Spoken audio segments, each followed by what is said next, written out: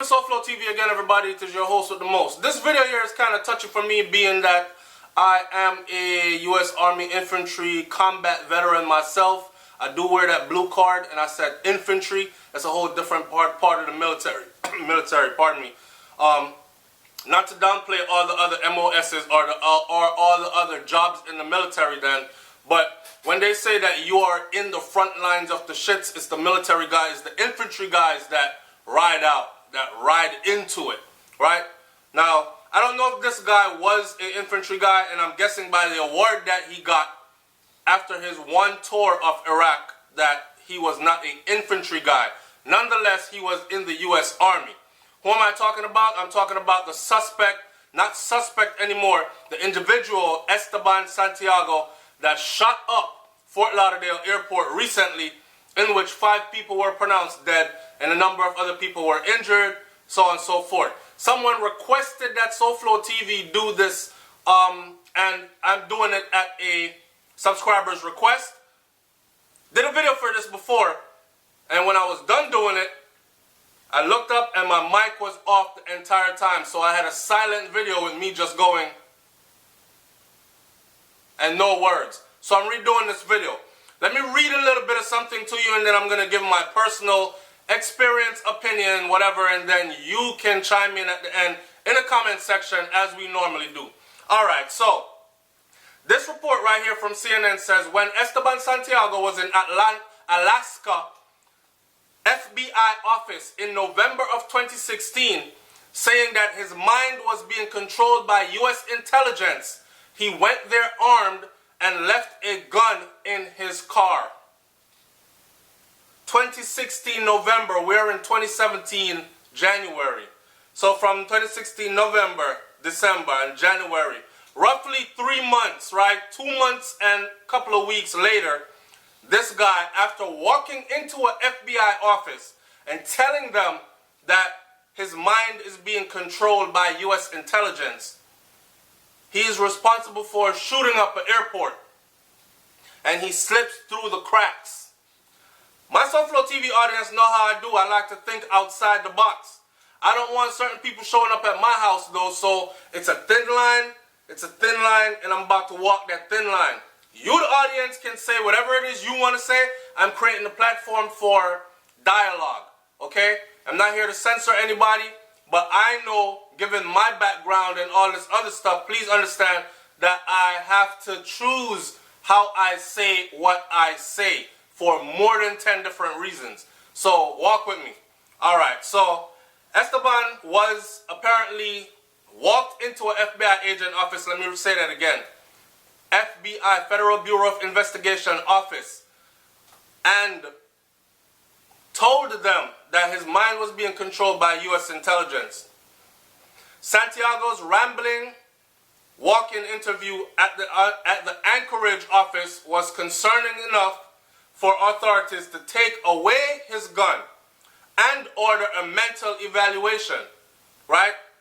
So there was one report that's saying he walked in with the gun, but he told them that he had a license to carry it, but it's protocol for them, because you can't carry a firearm into a federal building, it's protocol for them to take the gun away from him, which they did.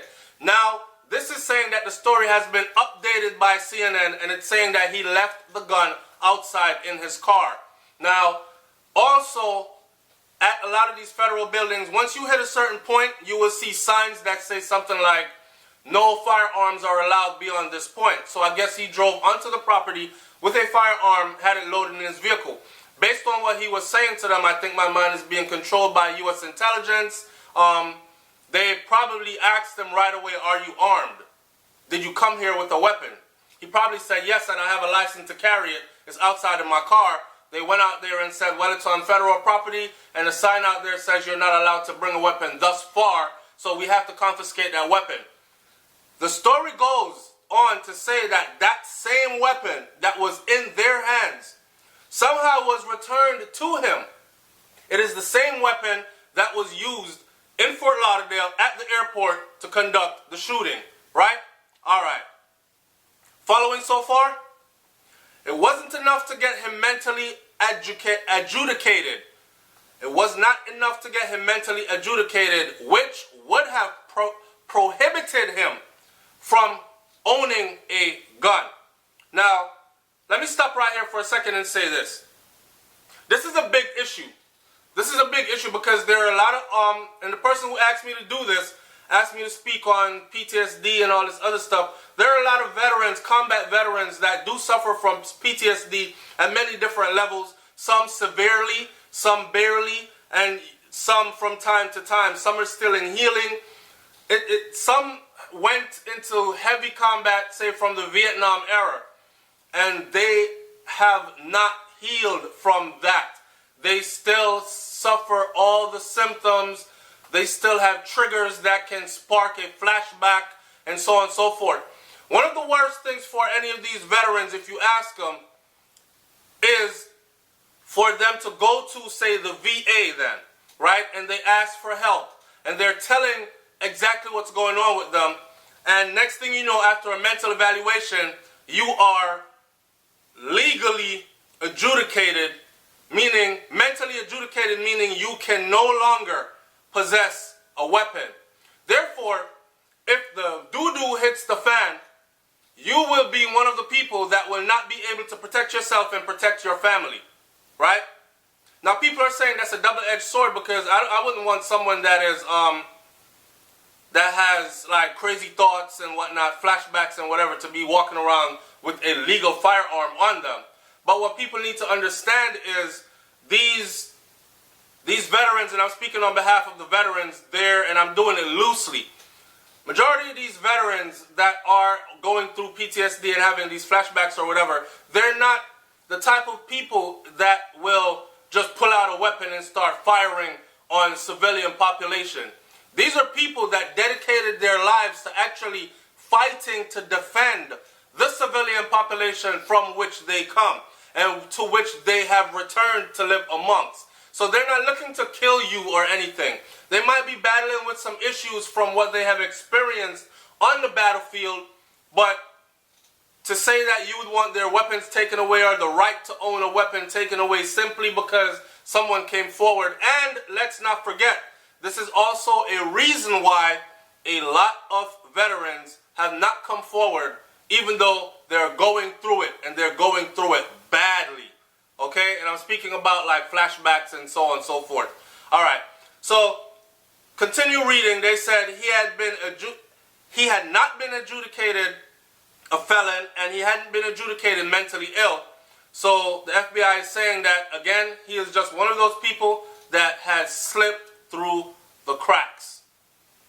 Law enforcement officials have identified the 26-year-old suspect in 5 deaths at the Fort Lauderdale Hollywood International Airport. People are saying, why are you so concerned about this? Well, I am from Florida. I'm Jamaican born, American raised. Let me say that again. I was raised in Florida more so than anything else, even though I lived in New York for almost a decade. But I was raised in Florida. So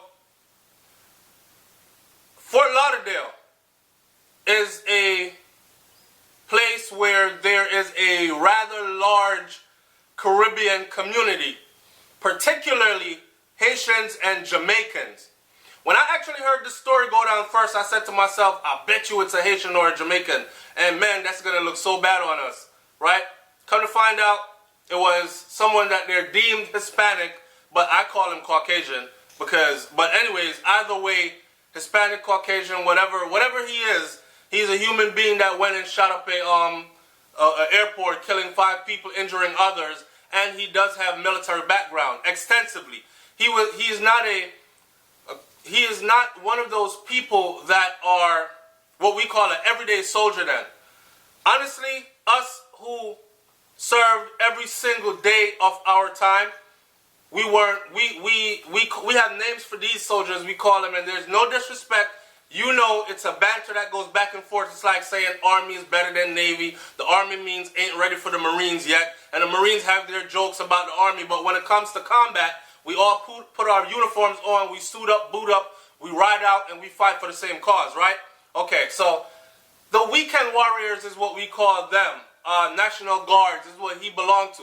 So these people very hardly ever saw combat, or not as rapidly as someone from a unit like me, myself, who was with the Big Red One, 118 Infantry Regiment, right, stationed in Germany for rapid deployment. So, I mean, it's a touchy subject. It's a touchy subject. I would like to hear what the audience has to say about it. I would like to hear what you think about how his extensive military background, as far as years go, not as far as, oh, he was well trained and he was a sniper and all. He wasn't any of that stuff. They have not even released his military MOS, meaning his job, right? So I don't even know what level of training he has had, what level of the shits, as we call it, has he been submerged in, as far as being in combat on a battlefield, so on and so forth. So I'm still not clear or privy to that information as yet, and I guess I will be when it becomes public information, and you will be also. And in the follow-up for this, we'll continue to discuss this. A lieutenant with the Anchorage Airport Police said that Santiago had one bag when he checked in at the airport. It had a gun case and a pistol inside, and he checked it in. So it wasn't like it went in some body cavity hidden somewhere. He checked it in. They checked the bag for him. Put his bag on the flight. Your bag will meet you at, and you know when you get off an airplane, then you have to go wait at the carousel for your bag to come around. He did exactly that. He waited for his bag to come around. He is saying that his bag came around, and now Santiago is giving his own testimony. He's saying that his bag came around. He picked up the bag, he went to the bathroom, he loaded the weapon, and he started firing on the first people he saw. So, indiscriminately firing. He wasn't there looking for black people. He wasn't there looking for specifically white people. He was just there firing, right? There's another story that says in January of 2016, remember, by November, this guy had already went to the FBI. So January, he was already in trouble because he was arrested and charged with assault and criminal mischief after an argument with his girlfriend in Anchorage. I think, and this is my opinion now that I'm going to close this video out, this is my opinion. I think, honestly, this is just my opinion. Again, I think this person, because if you've been in the military, you know, and if you haven't, I'm about to tell you. If you come up on the blotter as strangling and beating your girlfriend or spouse, domestic abuse, and you're supposed to be wearing a uniform, your chain of command is going to come down so hard on you, you're probably going to get booted from the military. It is not acceptable behavior any way, shape, or form. Once this woman says, this is what happens, and his girlfriend actually gave a testimony saying, he started shouting at her, she ran into the bathroom, locked herself in, he kicked the door off, he was strangling her, punching her in her head, and all this other stuff, right? That's in January. I can't imagine anything else happening, but UCMJ started taking action, a Uniform Code of Military Justice, right? So UCMJ, the military courts are dealing with him, and probably getting ready to chapter his ass out of the military, and he starts saying stuff like, oh, I'm hearing voices in my head. I think I'm being controlled by U.S. intelligence or whatever. This could be a big cop-out. And when it got to the point that this was actually what was going to happen to him, by November he was sitting in the FBI office trying to make his case, bolster his case to make it look real, to avoid being kicked out of the military after all those years of service without getting any kind of benefits from leaving, because there are people out there that have done that, shammed the system, and taken away benefits from real veterans who are actually going through it and could use it. Now, I think that this is probably what started to happen, and it spiraled out of control for this young man. Alright? At the time, Santiago yelled at his girl, then kicked the door down, all this other stuff. I'm going to leave it right there, man. I don't have anything much more to say. I want you, the audience, to like, comment, share, subscribe. Leave your comment in the comment section what you think about the whole thing.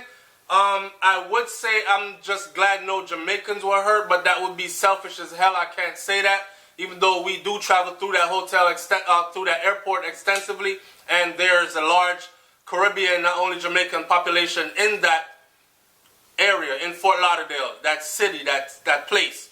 So I'm saddened for the fact that these people lost their lives in that manner. I'm saddened for the fact that this guy, Santiago, could not have gotten help before things escalated to this point. And in closing, I'm going to say, people, go seek help. Don't act out in this kind of manner, taking innocent people's lives for no reason. It's uncalled for, and that's all I got to say, man. I'm up out of here, SouFLoTV. Like, comment, share, subscribe. I'm out. Peace. To the 118 Infantry Regiment. Big Red 1. We stand tall.